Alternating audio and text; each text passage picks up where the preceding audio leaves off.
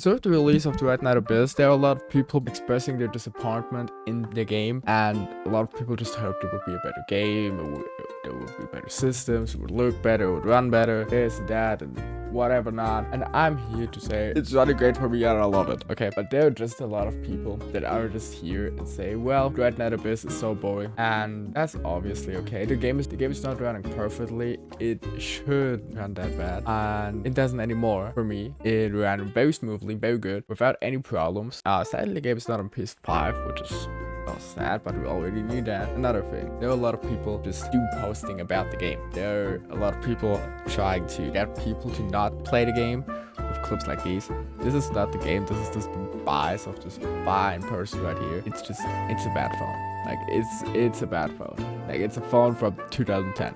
I'm gonna be real. Game is not running that bad on any device that came out in the last 10 years. 10 might be generous, but get the gist of it. And we have Fury Sensit saying the doom posting needs to chill because it's not the best release ever, but it's not that bad. It's pretty much the same thing that happened with Wuthering 1.0. It's just a lot of people just saying, oh my god, the game's so bad, the game's unplayable so bad, and everything around that. It's not really that bad. There are just a lot of people saying it's that bad. It's not really that bad, honestly. But there is so much that's wrong with this game and so much that's good with this game, and it's not as disappointing as a lot of people say. If you look over here, we have the traversal of Warframe compared to DNAs. Obviously DNAs is worse.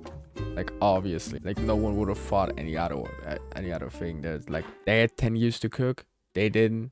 Doesn't mean they have to cook 10 years, but there's some we never did that before, you don't know how to do that and things like that. No one excuse it too much, but you get what I mean. It's just not a thing that just comes. And then we have things like that. Getting really tired of pre-installing games and actually excited to give a try. And installing the extra downloads just for them to tell me to wait for the actual servers to open.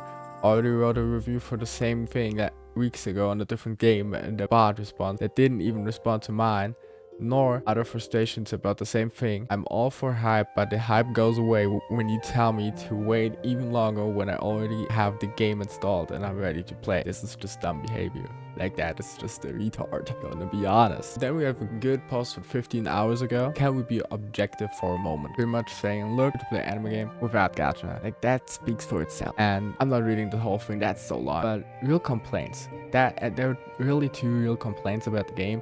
It's just movement, and it doesn't feel good. It doesn't necessarily feel good. You know what I mean? Game inherently is a good game. It just does not feel good. And that's the problem. So basically my personal biggest concerns for the game is just the fact that the game just runs not perfectly, and it has to run a little bit better. Really, it has to run a little bit better, but that's fixable. So I'm sure they're gonna fix everything about bugs and glitches and everything about that. Now the real concerns are with the movement and the gameplay, because that's where the inherent problem lies, and I think they can fix that very easily. They just have to figure out how to, and it's gonna come eventually. Probably guessing 1.1. I don't know when they drop 1.1, but that's coming in a little bit. Not too long. Probably 6 weeks like every other gacha game. But we'll see that. That's it from me for today. Bye bye.